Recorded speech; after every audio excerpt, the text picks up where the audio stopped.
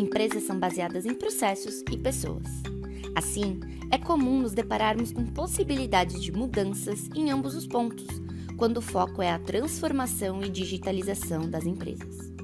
Se, por um lado, o processo de mudança de pessoas pode ser mais difícil, uma vez que envolve aspectos mais profundos, também temos a melhoria dos processos empresariais como ponto essencial para a sobrevivência dos negócios. Então, nesse primeiro episódio da nossa terceira temporada do AMcast, trouxemos diversos especialistas da AMcom, justamente para falarmos das 5 realidades da digitalização de processos e como elas impactam os negócios no dia a dia. Bom, pessoal, eu não sei vocês, né, mas eu acredito que não tem uma forma melhor de começar essa conversa aqui de hoje do que lembrar e enaltecer as equipes de TI que têm exercido um papel fundamental na preparação das empresas e dos times, né, dessas empresas nesse novo século digital, ainda mais nesses últimos 3 anos aí, com pandemia e pós-pandemia. Bom, afinal, são diversas as habilidades e tecnologias que têm se tornado necessárias para se compor uma equipe de TI, né? E eu queria saber a opinião de vocês. E queria aí chamar especialmente a Rose nesse começo, que está sempre à frente dos nossos clientes, trabalha com diversas squads, e eu queria entender sobre a composição de times de tecnologia, né? Eu sei que é uma tarefa que vem se tornando cada vez mais difícil devido justamente à escassez de profissionais da área de TI, né, da tecnologia. Então, muitos gestores têm se perguntado: estou sem mão de obra, e agora? Então, e aí, galera? E agora? Rose, o que a gente faz? Então, Clara, esse é um desafio que a grande maioria dos nossos clientes tem passado, né? A área de TI tem atravessado, como você falou aí, pré-pandemia, pós-pandemia, né? E é algo que acontece muitas vezes porque as demandas, elas são planejadas no início de um ano, mas elas mudam no decorrer do ano. A gente viu no ano da pandemia, né?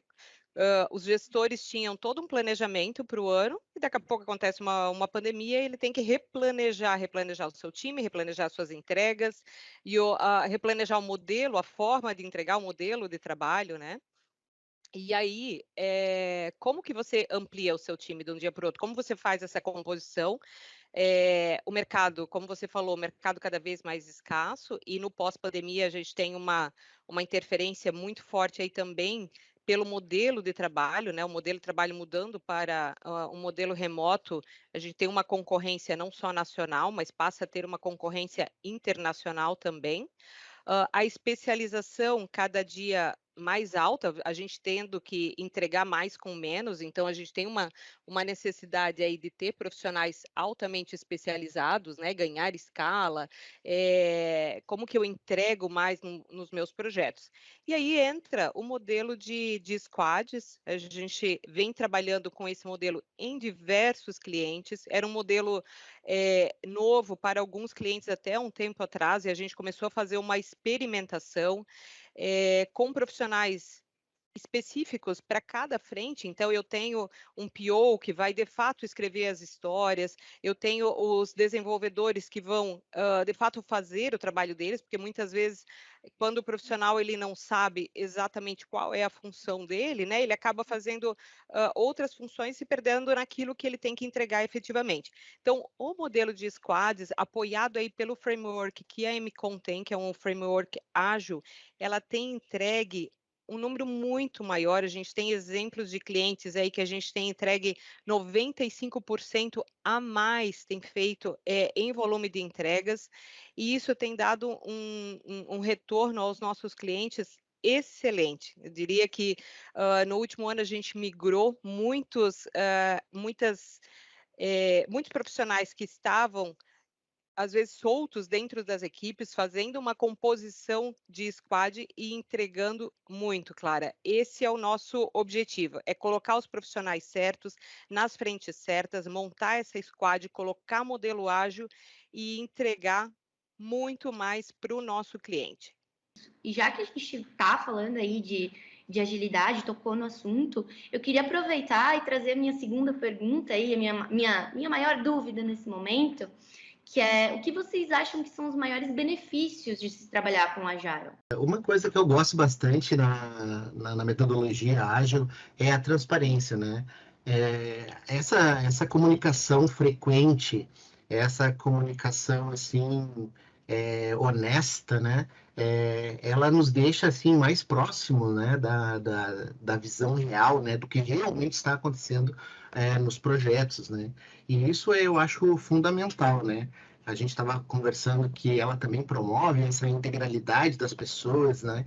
Então, como nós conversamos muito frequentemente, quando nós erramos ou tomamos alguma linha, digamos assim, que vá se mostrando com o tempo inadequada, é muito fácil de corrigir.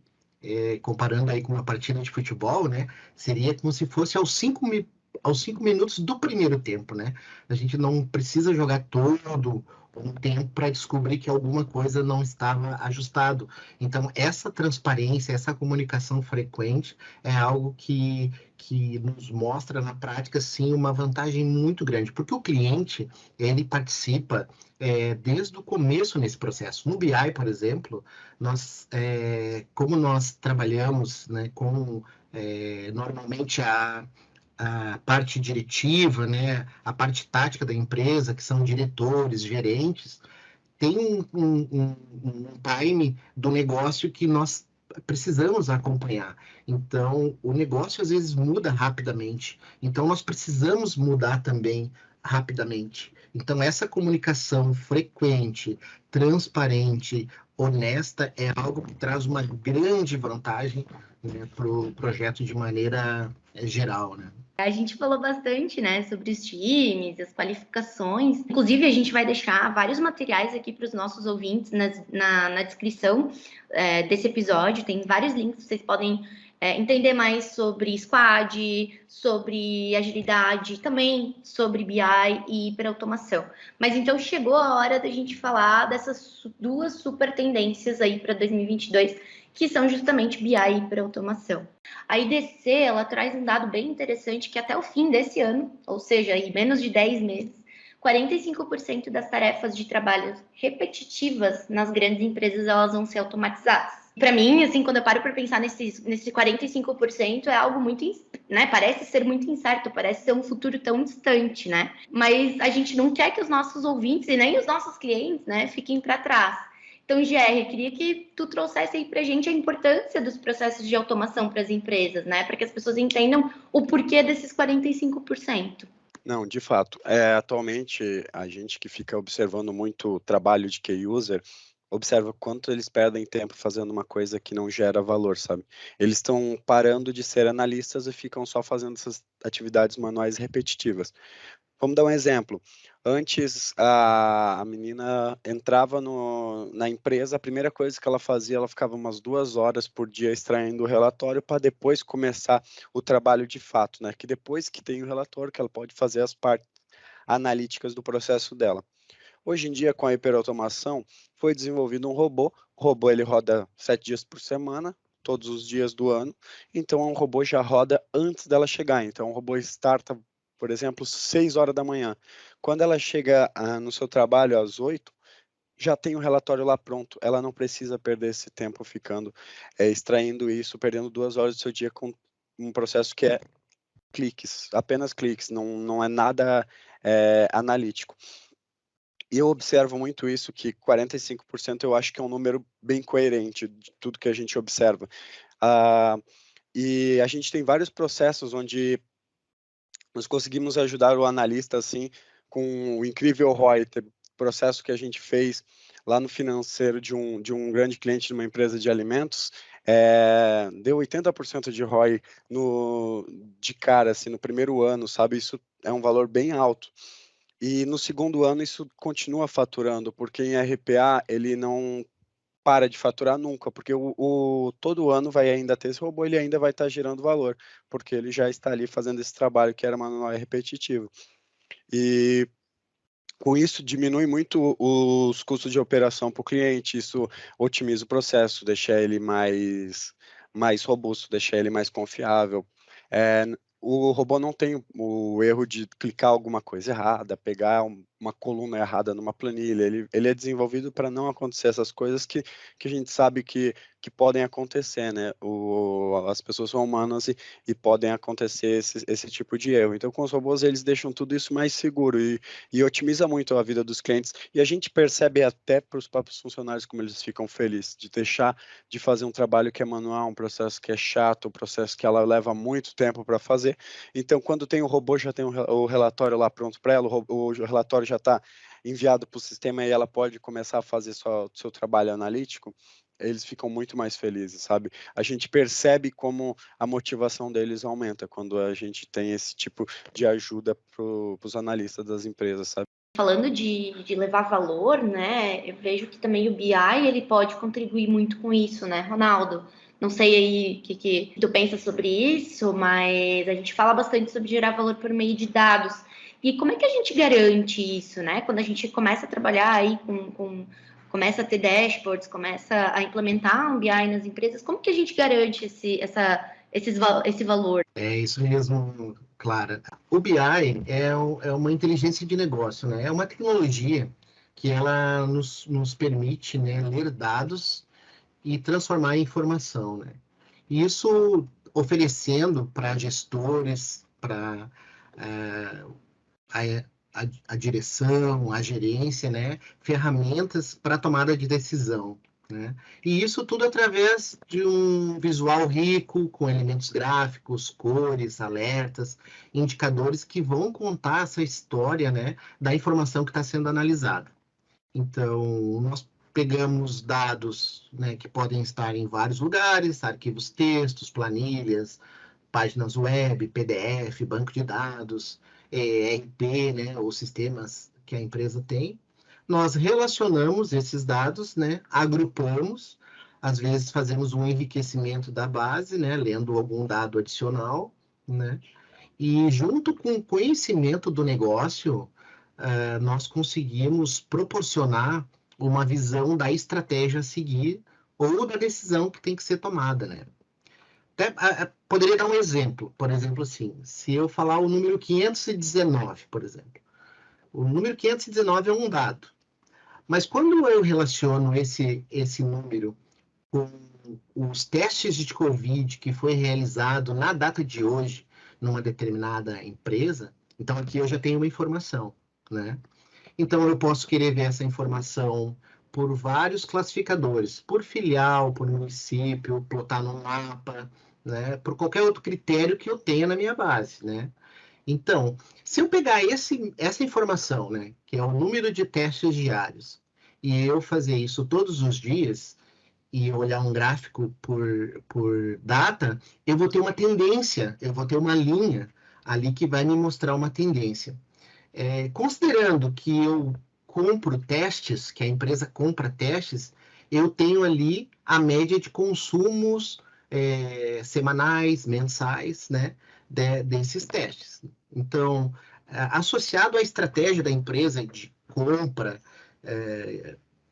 desses materiais, eu posso fazer a programação, usando ali também a hiperautomação que o Jerry falou, nesse processo aqui, posso fazer a programação dessa compra e o controle, né, desses estoques. Então, eu peguei um dado, transformei em informação, plotei no tempo, consegui uma tendência, com a tendência eu consigo prever o futuro, com a estratégia da empresa, então eu consigo ter uma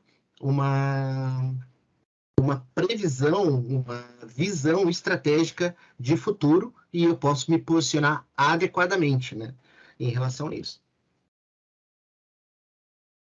O BI é uma coisa interessante também, que normalmente, de maneira tradicional, ele mostra o passado, né? Então, por exemplo, o que eu vendi, o que aconteceu na contabilidade, o que aconteceu nos recursos humanos, alguma operação que tem para quem tem fábrica, né? Processos, rotinas. Então, a gente tem essa visão do passado, que é mostrado de maneira gráfica, de maneira agradável, né?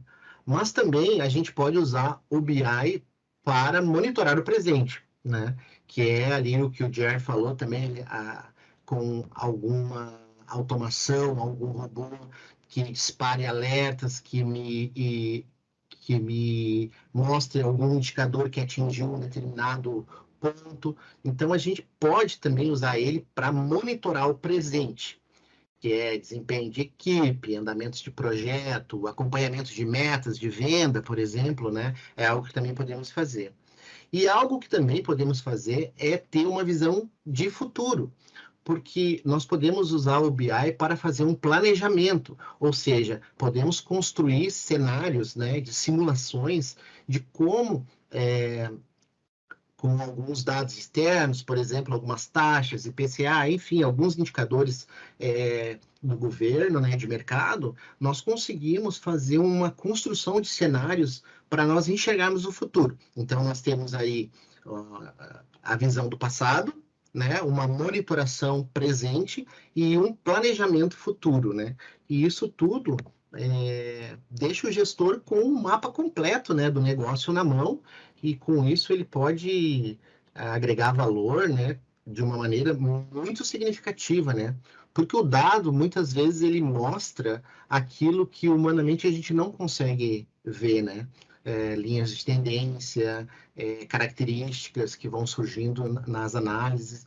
Então, as empresas têm usado isso de uma forma para agregar valor. E uma coisa eu digo, pessoal, depois que o pessoal tem isso, não consegue mais viver sem, porque é muito bom, né, ter a informação ali na palma da mão, né, através de celular, por exemplo. Todo BI pode ser visto pelo celular em qualquer lugar, então a gente adiciona aí mobilidade, que é algo muito presente nos dias atuais, né?